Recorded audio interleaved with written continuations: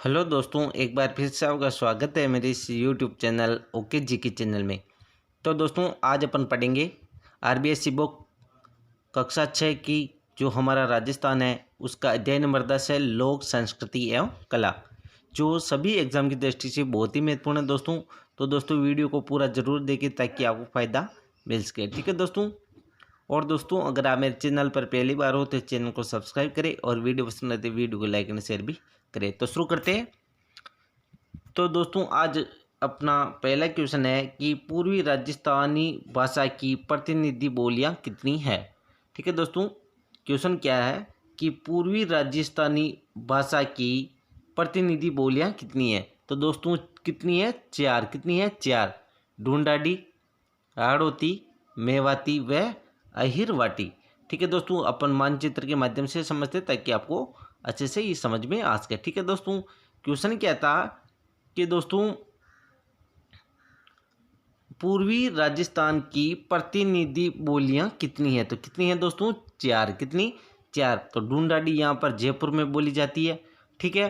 हाड़ौती जो यहाँ पर बोली जाती है दोस्तों कोटा, बूंदी, बारा और झालावाड़, इन चारों जिलों में दोस्तों हाड़ौती बोली जाती है। और जयपुर के आसपास का क्षेत्र है जैसे टोंक है, जयपुर है, दौसा है, इन क्षेत्र में दोस्तों ढूंढाड़ी बोली जाती है। जिसमें अगर अपन ढूंढाड़ की बात करें तो ढूंढाड़ में जयपुर आता है, मेन जो होता है ढूंढाड़ी बोली में वो जयपुर क्षेत्र आता है। ठीक है। फिर उसके आसपास के क्षेत्र भी इसमें आते हैं जैसे टोंक हो गया, दौसा हो गया, जयपुर हो गया। उसके बाद में है दोस्तों मेवाती बोली। तो मेवाती दोस्तों बोली जाती है अलवर भरतपुर में। कहाँ पर? अलवर भरतपुर व अहिरवाटी, ये भी अलवर भरतपुर में बोली जाती है। ध्यान रखना दोस्तों। तो दोस्तों पूर्वी राजस्थानी भाषा की प्रतिनिधि बोलियां कितनी है? चार। कितनी है? चार है। ढूंढाड़ी है, हाड़ौती है, मेवाती है और अहिरवाटी है। ठीक है दोस्तों। ढूंढाड़ी दोस्तों बोली जाती है जयपुर, टोंक और दौसा, इन क्षेत्रों में ढूंढाड़ी बोली जाती है। हाड़ौती भाषा कोटा, बूंदी, बारा, झालावाड़। मेवाती बोली जाती है अलवर में और अहिरवाटी भी अलवर भरतपुर में बोली जाती है। ठीक है। उसके बाद में दोस्तों नेक्स्ट क्वेश्चन आता है पश्चिमी राजस्थान की प्रतिनिधि बोलियां कितनी है। तो दोस्तों पश्चिमी राजस्थान की भी चार बोलियां है। ठीक है दोस्तों, जैसे ये मानचित्र हो गया अपना राजस्थान का। अब अपन बात करते हैं दोस्तों कि पश्चिमी राजस्थान की जो प्रतिनिधि बोलियां हैं चार, वो कौन कौन सी है। तो एक है मारवाड़ी जो जोधपुर व उसके आसपास के क्षेत्र में बोली जाती है।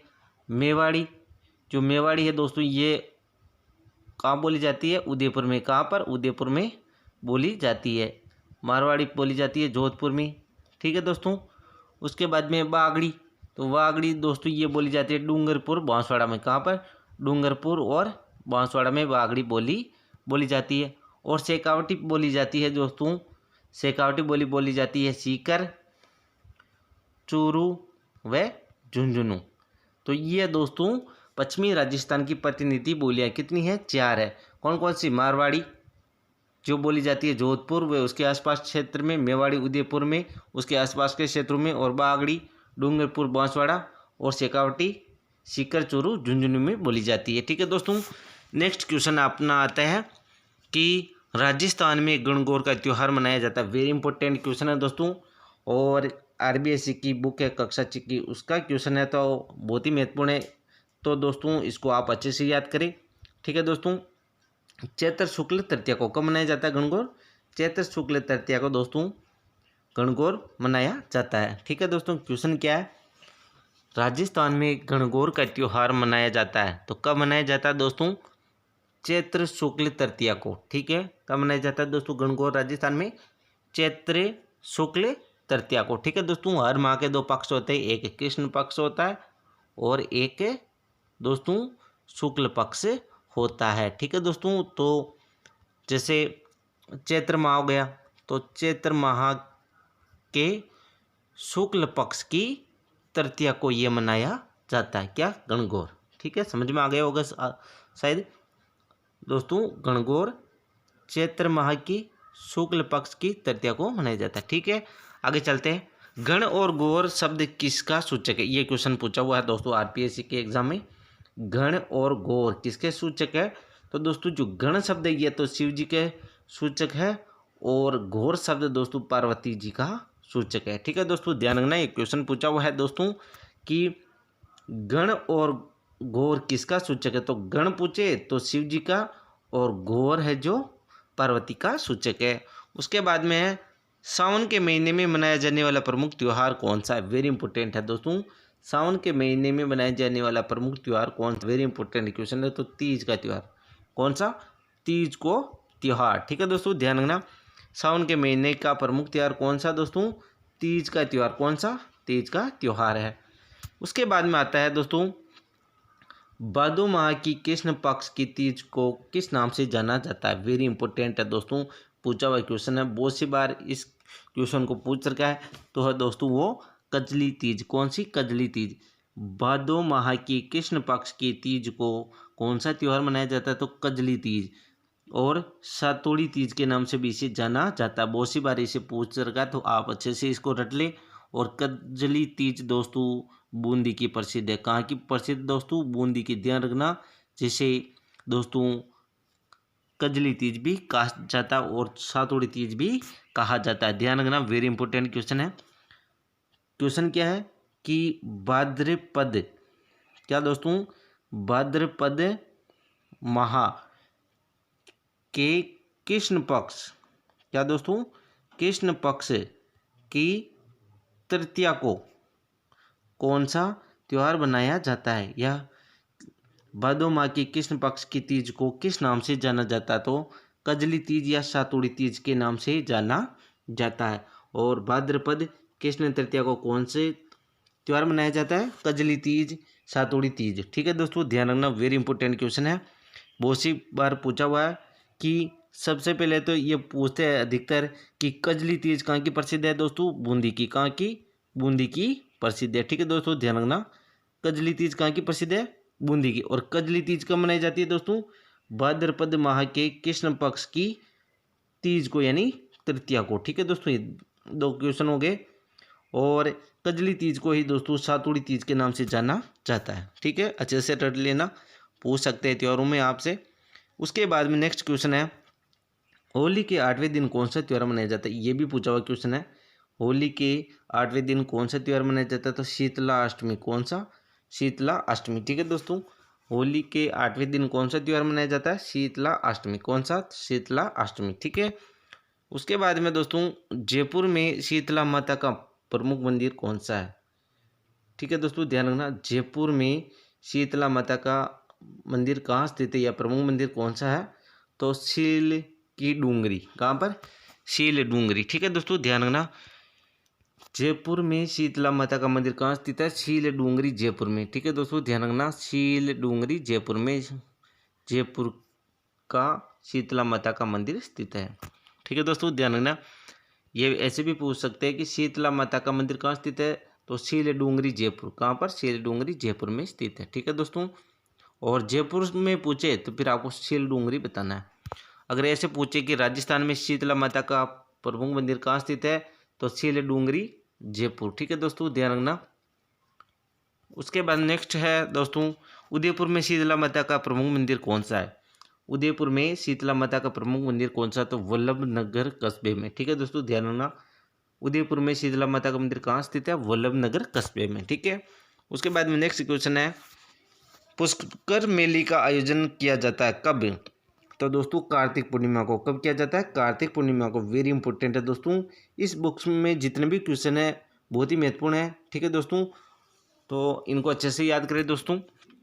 पुष्कर मेले का आयोजन कब किया जाता है, कार्तिक पूर्णिमा को। ठीक है दोस्तों, फिर है 11 नंबर का क्वेश्चन, केला माता का मंदिर कहाँ स्थित है। तो दोस्तों केला माता का मंदिर दोस्तों है दोस्तों करौली में। कहाँ पर, करौली में। ठीक है दोस्तों, केला माता का मंदिर दोस्तों कहाँ है, करौली में। ठीक है दोस्तों, ध्यान रखना, केला माता का मंदिर कहाँ स्थित है दोस्तों, करौली में है। कहाँ पर, करौली में, या मिस प्रिंटिंग है थोड़ा।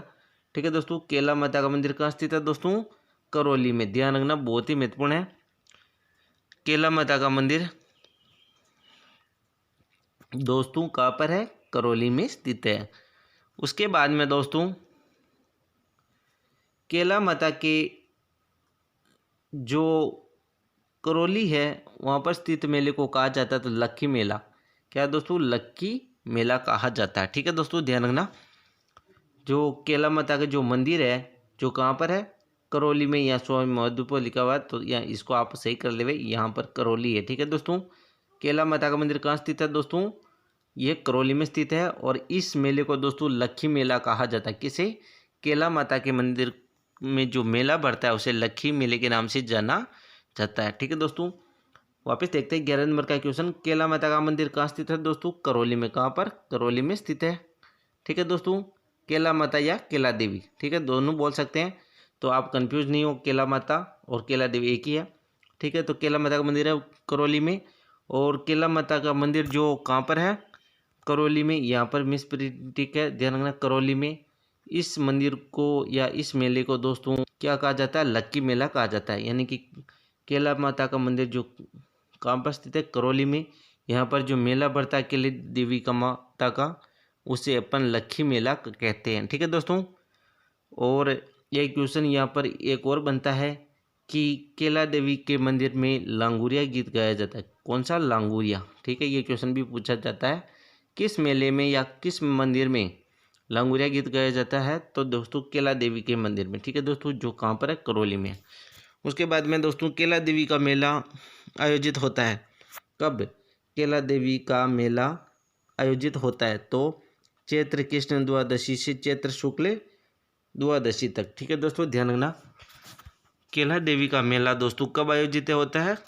चैत्र कृष्ण द्वादशी से चैत्र शुक्ल द्वादशी तक। ठीक है दोस्तों, ध्यान रखना, बहुत ही महत्वपूर्ण क्वेश्चन है।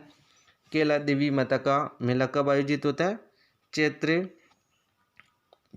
कृष्ण द्वादशी, यानी कि बारस बोलते हैं जिसे अपन, द्वादशी का मतलब बारस। ठीक है दोस्तों, चैत्र कृष्ण द्वादशी को, एक होता है पक्ष शुक्ल पक्ष, तो ये बढ़ता है चैत्र कृष्ण द्वादशी को। ठीक है दोस्तों, उसके बाद में दोस्तों महावीर जी के मेले का आयोजन होता है।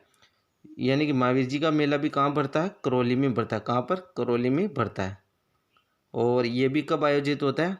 ये आयोजित होता है दोस्तों चैत्र शुक्ल एकादशी से वैशाख कृष्ण द्वितीया तक। ठीक है दोस्तों, ध्यान रखना, जो महावीर जी का मेला है ये भी कहाँ आयोजित होता है? करौली में आयोजित होता है। कहाँ पर? करौली में है। ठीक है दोस्तों, उसके बाद में इनका मेला बढ़ता है चैत्र शुक्ल एकादशी से वैशाख कृष्ण द्वितीया तक। ठीक है दोस्तों, उसके बाद में नेक्स्ट क्वेश्चन आता है महावीर जी की मूर्ति का रंग कैसा है? तो लाल रंग। ठीक है दोस्तों, ध्यान रखना, महावीर जी का मेला कहाँ बढ़ता है? करौली में बढ़ता है, यानी इनका मंदिर भी करौली में है। ठीक है दोस्तों, ध्यान रखना, तो महावीर जी की जो मूर्ति उसका रंग कैसा है? लाल रंग। कैसा है दोस्तों? लाल रंग है। उसके बाद में नेक्स्ट क्वेश्चन आता है दशहरा मेला कहाँ का प्रसिद्ध है? तो कोटा का। सभी को पता है आपको, दशहरा कहाँ का प्रसिद्ध है दोस्तों? कोटा का प्रसिद्ध है। उसके बाद में नेक्स्ट क्वेश्चन है दोस्तों हरियाली अमावस्या का मेले की शुरुआत किसके शासनकाल में हुई थी? तो महाराणा फतेह सिंह के शासनकाल में 1899 में। ध्यान रखना, हरियाली अमावस्या का मेला जो भरता है उसकी शुरुआत किसके शासनकाल में हुई थी? महाराणा फतेह सिंह के शासनकाल में 1899 में। ठीक है दोस्तों, अब नेक्स्ट क्वेश्चन है दोस्तों कि हरियाली अमावस्या का मेला बढ़ता है। तो हरियाली अमावस्या का मेला बढ़ता है दोस्तों, ये बढ़ता है दोस्तों श्रावण कृष्ण अमावस्या को। कब दोस्तों? श्रावण कृष्ण अमावस्या को। ठीक है दोस्तों, ध्यान रखना, यानी कि श्रावण अमावस्या को। ठीक है दोस्तों, ध्यान रखना, श्रावण मास की जो अमावस्या होती है उस दिन दोस्तों ये बढ़ता है। श्रावण कृष्ण पक्ष में अमावस्या होती है तो इसलिए श्रावण अमावस्या बोल सकते हैं आप, श्रावण कृष्ण अमावस्या। ठीक है दोस्तों, श्रावण कृष्ण अमावस्या को ये बढ़ता है। ठीक है दोस्तों, ध्यान रखना, हरियाली जो अमावस्या है वो कब बढ़ता है? श्रावण कृष्ण अमावस्या को। ठीक है दोस्तों, ध्यान रखना, बहुत ही महत्वपूर्ण क्वेश्चन है कि हरियाली अमावस्या कब होती है? तो श्रावण कृष्ण अमावस्या को। ठीक है दोस्तों, उसके बाद में है दोस्तों नेक्स्ट क्वेश्चन कि ख्वाजा मोइनुद्दीन चिश्ती कहाँ से भारत आए? तो ईरान से। वेरी इंपॉर्टेंट है, पूछा हुआ क्वेश्चन है, अच्छे से रट लेना। ख्वाजा मोइनुद्दीन चिश्ती कहाँ से भारत आए थे? तो दोस्तों ये आए थे ईरान से। कहाँ से? ईरान से भारत आए थे। ठीक है दोस्तों, ध्यान रखना, जो ख्वाजा मोइनुद्दीन चिश्ती जिनकी दरगाह है अजमेर में। कहाँ पर? अजमेर में इनकी दरगाह है। और ये कहाँ से आए थे? ईरान से आए थे, पूछा हुआ क्वेश्चन है। उसके बाद में ख्वाजा साहब का उत्सव लगता है तो रजब माह की 1 से 6 तारीख को अजमेर में लगता है। जो ख्वाजा मोइनुद्दीन चिश्ती है इनका उत्सव कब लगता है? रजब माह की 1 से 6 तारीख को अजमेर में लगता है। ठीक है दोस्तों, क्वेश्चन क्या था? ख्वाजा साहब का उत्सव कब पड़ता है? रजब माह की 1 से 6 तारीख को अजमेर में। ठीक है, उसके बाद में आदिवासियों का सबसे बड़ा मेला कौन सा? तो वेरी इंपॉर्टेंट क्वेश्चन है। आदिवासियों का सबसे बड़ा मेला कौन सा? बेणेश्वर मेला। ठीक है दोस्तों, ध्यान रखना, आदिवासियों का सबसे बड़ा मेला कौन सा? बेणेश्वर मेला, जो डूंगरपुर में स्थित है। ठीक है दोस्तों, ध्यान रखना, बेणेश्वर मेला कहाँ स्थित है दोस्तों? डूंगरपुर में। कहाँ पर? डूंगरपुर में। ध्यान रखना, आदिवासियों का सबसे बड़ा मेला कौन सा? बेणेश्वर मेला। कौन सा? बेणेश्वर मेला, जो डूंगरपुर पर स्थित है। ठीक है दोस्तों, ध्यान रखना दोस्तों, वापस देखते हैं एक बार। आदिवासियों का सबसे बड़ा मेला कौन सा है? बेणेश्वर मेला, जो डूंगरपुर में स्थित है। ध्यान रखना दोस्तों, ध्यान रखना। ठीक है, आदिवासियों का सबसे बड़ा मेला कौन सा है? बेणेश्वर मेला है, जो डूंगरपुर में स्थित है। पूछा हुआ क्वेश्चन है आरपीएससी में, ये भी ध्यान रखना। उसके बाद में बेणेश्वर मेले का आयोजन कब होता है? तो दोस्तों डूंगरपुर जिले में माही, जाखम और सोम नदी के संगम पर होता है। और कब होता है? पड़ता है माघ पूर्णिमा को। कब पड़ता है? माघ पूर्णिमा को। ठीक है दोस्तों, ध्यान रखना, बहुत ही महत्वपूर्ण है, वेरी इंपॉर्टेंट क्वेश्चन है, अच्छे से रट लेना दोस्तों। ये जितने भी क्वेश्चन है सबसे महत्वपूर्ण क्वेश्चन है सारे, क्योंकि बुक के हैं, तो आप अच्छे से याद करें। बेणेश्वर मेला का आयोजन दोस्तों डूंगरपुर जिले में माही और सोम नदी के संगम पर पड़ता है। कब पड़ता है? माघ पूर्णिमा को। कब है? माघ पूर्णिमा को। ठीक है दोस्तों, ध्यान रखना, तिथि भी पूछी हुई है और स्थान भी पूछा हुआ है। और किसके संगम पर पड़ता है? तो माही और सोम के संगम पर। ठीक है दोस्तों, ध्यान रखना, बेणेश्वर मेला का आयोजन कहाँ होता है? डूंगरपुर जिले में माही, जाखम और सोम नदी के संगम पर होता है और माघ पूर्णिमा को ये मेला भरता है। ठीक है दोस्तों, बहुत ही महत्वपूर्ण क्वेश्चन है, अच्छे से याद करें। उसके बाद में दोस्तों है बीकानेर के शासकों की अधिष्ठात्री माता कौन सी थी? तो करणी माता। कौन सी? करणी माता, जिनका मंदिर है देशनोक बीकानेर में। कहाँ पर? देशनोक बीकानेर में। ठीक है दोस्तों, ध्यान रखना, देशनोक बीकानेर में। ठीक है, वेरी इंपॉर्टेंट क्वेश्चन है, अच्छे से याद करिए दोस्तों, बीकानेर में। ठीक है दोस्तों, क्वेश्चन क्या है कि बीकानेर के शासकों की अधिष्ठात्री देवी कौन सी? करणी माता, जिसका मंदिर है देशनोक बीकानेर में। कहाँ पर? देशनोक बीकानेर में। ठीक है दोस्तों, ध्यान रखना। उसके बाद में नेक्स्ट क्वेश्चन आता है दोस्तों, खाटू श्याम जी का मेला आयोजित किया जाता कब? तो फाल्गुन माह के शुक्ल पक्ष की 10वीं से द्वादशी तक। ठीक है दोस्तों, ध्यान रखना, खाटू श्याम जी का मेला आयोजित होता है तो फाल्गुन माह के शुक्ल पक्ष की 10वीं से द्वादशी तक इनका मेला बढ़ता है। किनका? खाटू श्याम जी का मेला। ध्यान रखना, बहुत ही महत्वपूर्ण है, खाटू श्याम जी का मेला दोस्तों कब बढ़ता है? फाल्गुन शुक्ल पक्ष की 10वीं से द्वादशी तक बढ़ता। और खाटू श्याम जी का मेला कहाँ बढ़ता है? सीकर में। कहाँ पर? सीकर में बढ़ता है। ये ध्यान रखना, स्थान खाटू श्याम मेला कहाँ बढ़ता है? सीकर में। उसके बाद में दोस्तों बाबा रामदेव जी का मेला आयोजित किया जाता है तो भाद्र माह के शुक्ल पक्ष की द्वितीया से द्वादशी तक। कहाँ पर?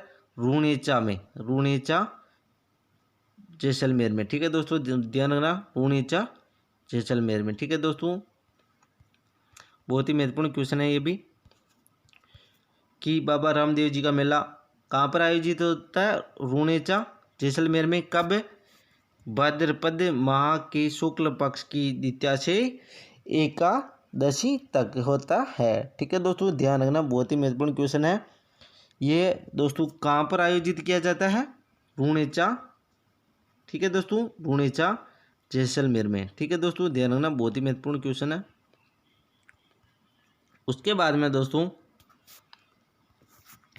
आगे चलते हैं।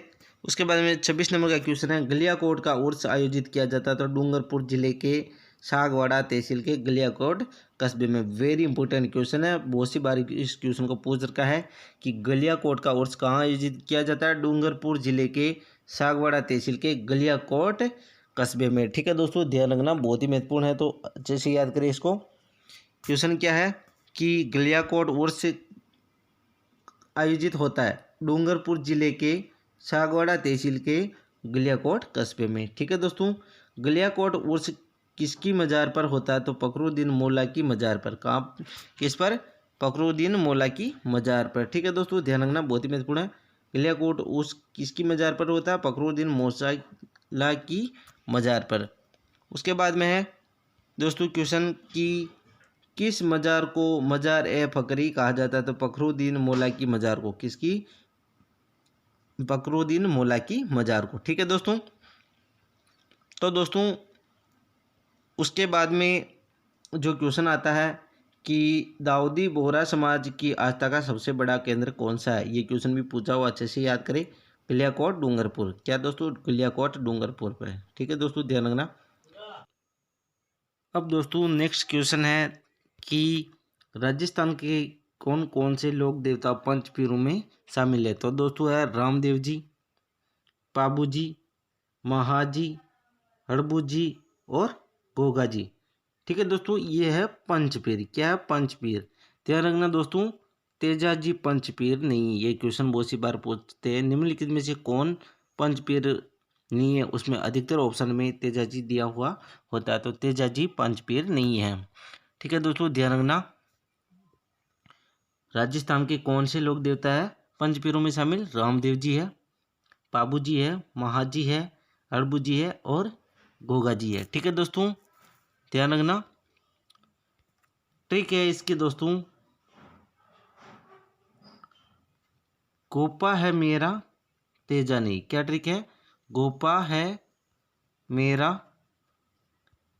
तेजा नहीं। ये पंच पीरू को याद करने की ट्रिक है, ध्यान रखना। गोपा है मेरा तेजा नहीं, इसका मतलब है कि तेजा जी पंचपीर नहीं है। देखो, गो से हो जाएगा दोस्तों गोगा जी। क्या हो जाएगा? गोगा जी हो जाएगा। ठीक है दोस्तों, गो से हो जाएगा गोगा जी। पा से हो जाएगा दोस्तों पाबू जी। ठीक है दोस्तों, उसके बाद में है से हो जाएगा दोस्तों हड़बू जी। ठीक है दोस्तों, उसके बाद में मैं से हो जाएगा महाजी और रा से हो जाएगा रामदेव जी। ठीक है दोस्तों, तो ट्रिक क्या है? गोपा है मेरा तेजा नहीं। ये पंचपीर को याद करने की ट्रिक है, तो आपको रटना नहीं पड़ेगा।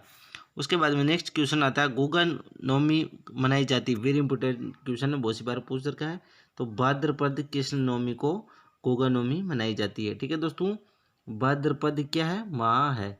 ठीक है, इसके दो पक्ष होते हैं, एक कृष्ण पक्ष होता है और एक शुक्ल पक्ष होता है। ठीक है दोस्तों, तो इसका जो कृष्ण पक्ष है उसकी नवमी को दोस्तों ये मनाया जाता है। भाद्रपद कृष्ण नवमी को गोगा नवमी मनाया जाता है। फिर क्वेश्चन है कि गोगा मेडी स्थित है। ये क्वेश्चन भी पूछा हुआ है। तो दोस्तों हनुमानगढ़ में। कहाँ पर है? गोगा मेडी हनुमानगढ़ में। ठीक है दोस्तों, ध्यान रखना। गोगा मेडी कहाँ स्थित है दोस्तों? हनुमानगढ़ में है। ठीक है दोस्तों, ध्यान रखना, बहुत ही महत्वपूर्ण क्वेश्चन है। गोगा मेडी हनुमानगढ़ में स्थित है।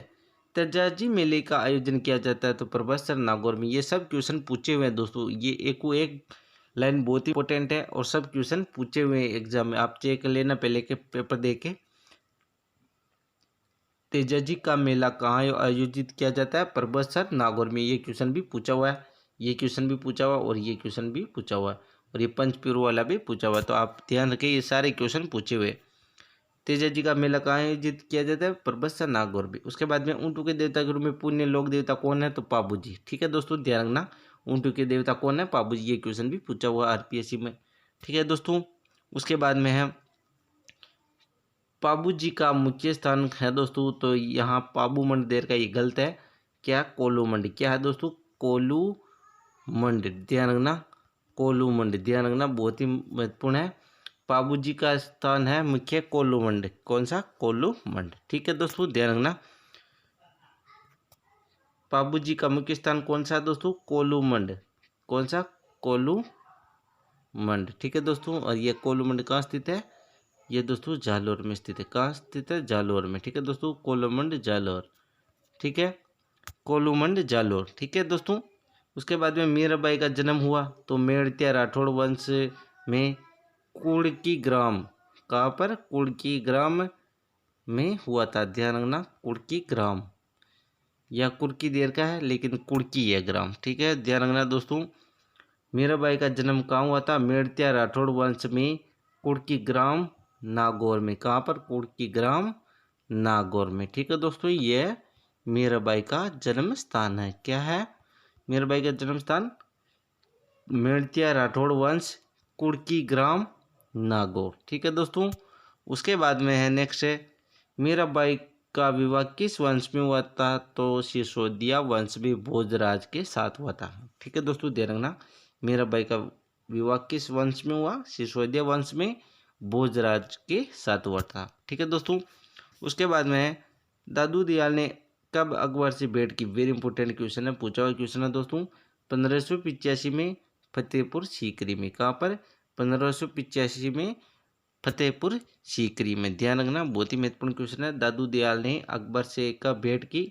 1585 में फतेहपुर सीकरी में की थी। उसके बाद में नेक्स्ट क्वेश्चन आता है, विश्नोई संप्रदाय के प्रवर्तक कौन है? वेरी इंपॉर्टेंट, ये भी पूछा हुआ क्वेश्चन है। तो जम्बोजी ने की थी। विश्नोई समाज की स्थापना किसने की थी? जम्बोजी ने। ठीक है, तो यानी विश्नोई जो संप्रदाय है या समाज है उसकी स्थापना या प्रवर्तक कौन है? जम्बोजी है।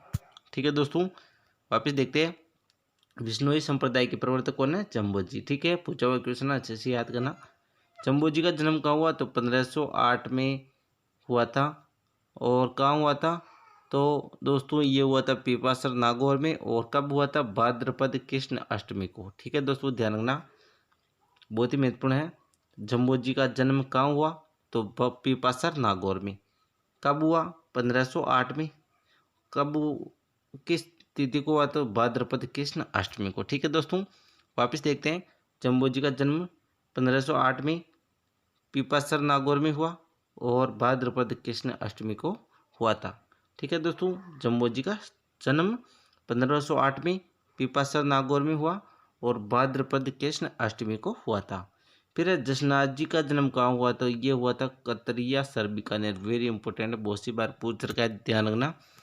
जसनाथ जी का जन्म कहाँ हुआ? तो कतरिया सर बीकानेर में। ठीक है दोस्तों, बहुत ही महत्वपूर्ण है दोस्तों। और ये क्वेश्चन भी पूछते हैं कि जसनाती संप्रदाय की जो प्रमुख पीठ है वो कहाँ है? कतरिया सर बीकानेर। कहाँ पर? कतरिया सर बीकानेर में। और जसनाथ जी का जन्म कहाँ हुआ था? कतरिया सर बीकानेर में। इसलिए जसनाती संप्रदाय की प्रधान पीठ कहाँ है? कतरिया सर बीकानेर। ध्यान रखना, जसनाती संप्रदाय इनके नाम पर पड़ा था, जसनाती संप्रदाय। ठीक है दोस्तों, इसकी जो प्रमुख पीठ है वो कहाँ है? कतरिया सर बीकानेर। कहाँ पर? कतरिया सर बीकानेर में है। तो आपको ध्यान रखना, जसनाती संप्रदाय की प्रधान पीठ कहाँ स्थित है? कतरिया सर बीकानेर में। ठीक है दोस्तों, और इससे संबंधित एक क्वेश्चन और बनता है कि जसनाती संप्रदाय के लोग किस पर नृत्य करते हैं? तो जो अग्नि के जो अंगारे होते हैं उन पर ही इसके संप्रदाय के लोग नृत्य करते हैं। ठीक है दोस्तों, अंगारों पर नृत्य किस संप्रदाय के लोग करते हैं? तो दोस्तों जसनाती संप्रदाय के लोग अग्नि के जो अंगारे होते हैं उन पर नृत्य करते हैं। ध्यान रखना, बहुत ही महत्वपूर्ण क्वेश्चन है। अग्नि के अंगारों पर नृत्य किस संप्रदाय के लोग करते हैं? जसनाती संप्रदाय के लोग। फिर जसनाथ जी किससे प्रभावित हुए? तो गोरखनाथ से। किससे? गोरखनाथ जी से दोस्तों जसनाथ जी प्रभावित हुए थे। फिर राजस्थान के लोक संत जो स्वयं अशिक्षित रहते हुए भी लोगों को शिक्षा की अलग जगह, तो वो है सरदार नाथ जी। कौन? सरदार नाथ जी खुद अनपढ़ रहते हुए भी लोगों में शिक्षा की अलग जगह थी। कौन थे? सरदार नाथ जी। ठीक है, सरदार नाथ जी का संबंध किस स्थान से है? तो शेखावटी से। किससे दोस्तों? शेखावटी से। ध्यान रखना, सरदार नाथ जी का संबंध किससे है? शेखावटी से। ठीक है, उसके बाद भी नेक्स्ट क्वेश्चन आता है, सरदार नाथ जी ने देह त्याग कहाँ पर की थी? तो सीकर जिले के लक्ष्मणगढ़ में। कहाँ पर? सीकर जिले के लक्ष्मणगढ़ में सरदार नाथ जी ने अपना शरीर त्यागा था। ठीक है दोस्तों, ध्यान रखना, वापस देखते हैं, सरदार नाथ जी ने अपना शरीर कहाँ त्यागा था? सीकर जिले के लक्ष्मणगढ़ में। ठीक है, उसके बाद में है, किस संत का आदर्श वाक्य कि स्वच्छता में ही ईश्वर का निवास है? तो सरदार नाथ जी का ये वाक्य है। किसका? सरदार नाथ जी का। क्या है? कि स्वच्छता में ही ईश्वर का निवास है। किसने कहा था? सरदार नाथ जी ने कहा था। फिर है दोस्तों वेरी इंपॉर्टेंट क्वेश्चन है और पूछा हुआ क्वेश्चन है, काष्ठ कला कहाँ की प्रसिद्ध है? तो बस्सी चित्तौड़गढ़ की। ध्यान रखना, वेरी इंपॉर्टेंट क्वेश्चन है, रट लेना। हस्तकला में ये पूछ सकते हैं, कि काष्ठ कला कहाँ की प्रसिद्ध है? बस्सी चित्तौड़गढ़ की। कहाँ की? बस्सी चित्तौड़गढ़ की। ध्यान रखना दोस्तों, काष्ठ कला कहाँ की प्रसिद्ध है? बस्सी चित्तौड़गढ़ की। ठीक है, वापस देखते हैं एक बार। काष्ठ कला कहाँ की प्रसिद्ध है दोस्तों? बस्सी चित्तौड़गढ़ की। ठीक है दोस्तों, वेरी इंपॉर्टेंट है इसलिए दोबारा बता रहा हूँ। काष्ठ कला कहाँ की प्रसिद्ध है? बस्सी चित्तौड़गढ़ की। रट लेना अच्छे से। उसके बाद में है दोस्तों, लकड़ी की बेवाण, कावड़, रंगाई छपाई के ठप्पे कहाँ बनाए जाते थे? ये भी बस्सी चित्तौड़गढ़ में बनाए जाते हैं। ठीक है दोस्तों, ध्यान रखना, लकड़ी के बेवाण, कावड़, रंगाई छपाई के ठप्पे कहाँ बनाए जाते हैं? तो बस्सी चित्तौड़गढ़ में बनाए जाते हैं। ध्यान रखना दोस्तों, ये क्वेश्चन भी पूछ रखा है कि दोस्तों लकड़ी के बेवाण कहाँ के प्रसिद्ध है। इस क्वेश्चन को बहुत सी बार पूछ रखा है, तो बस्सी चित्तौड़गढ़ के प्रसिद्ध। कहाँ के? बस्सी चित्तौड़गढ़ के प्रसिद्ध है। सीधा ऐसे पूछ रखा है कि लकड़ी के बेवान कहाँ के प्रसिद्ध है, तो दोस्तों बस्सी चित्तौड़गढ़ के प्रसिद्ध है। कावड़ कहाँ की प्रसिद्ध है, ये भी पूछ रखा है, तो बस्सी चित्तौड़गढ़ के। रंगाई छपाई के ठप्पे, ये भी बस्सी चित्तौड़गढ़ की। यानी फिर नेक्स्ट क्वेश्चन है दोस्तों कि लकड़ी के खिलौने और कठपुतली कहाँ के लिए प्रसिद्ध है, तो उदयपुर की। ठीक है दोस्तों, मैंने आपको ये टॉपिक पढ़ाया था राजस्थान की हस्तकला, उसमें मैंने ये पढ़ाया है कि लकड़ी के खिलौने व कठपुतली कहाँ की प्रसिद्ध है? उदयपुर की। वेरी इंपॉर्टेंट है, पूछा हुआ क्वेश्चन है, ध्यान रखना दोस्तों। लकड़ी के खिलौने वे कठपुतली कहाँ की प्रसिद्ध है? उदयपुर की प्रसिद्ध है। कहाँ की? उदयपुर की। लकड़ी के खिलौने वे कठपुतली कहाँ की प्रसिद्ध है? उदयपुर की प्रसिद्ध है। ठीक है दोस्तों, ध्यान रखना, बहुत ही महत्वपूर्ण है। वापस देखते हैं, लकड़ी के खिलौने व कठपुतली उदयपुर की प्रसिद्ध है। लकड़ी की मूर्तियों के लिए कौन सा स्थान प्रसिद्ध है? तो जेठाना डूंगरपुर। वेरी इंपॉर्टेंट क्वेश्चन है, लकड़ी की मूर्तियों के लिए कौन सा स्थान प्रसिद्ध है राजस्थान में? तो जेठाना डूंगरपुर में। गाइड में नहीं मिलेगा ये क्वेश्चन है। ठीक है दोस्तों, कहीं नहीं दे रखा है, तो इसलिए आप इसे अच्छे से याद करें कि लकड़ी की मूर्तियों के लिए कौन सा स्थान प्रसिद्ध है? जेठाना डूंगरपुर। कौन सा? जेठाना डूंगरपुर। ठीक है दोस्तों, ध्यान रखना, लकड़ी की मूर्तियों के लिए कौन सा स्थान प्रसिद्ध है? जेठाना डूंगरपुर। उसके बाद में नेक्स्ट क्वेश्चन आता है, लकड़ी का फर्नीचर कहाँ का प्रसिद्ध है? ठीक है दोस्तों, तो दोस्तों ये है शेखावटी व बीकानेर का। कहाँ का? शेखावटी व बीकानेर का लकड़ी का फर्नीचर प्रसिद्ध है। क्वेश्चन क्या है कि लकड़ी का फर्नीचर कहाँ का प्रसिद्ध है?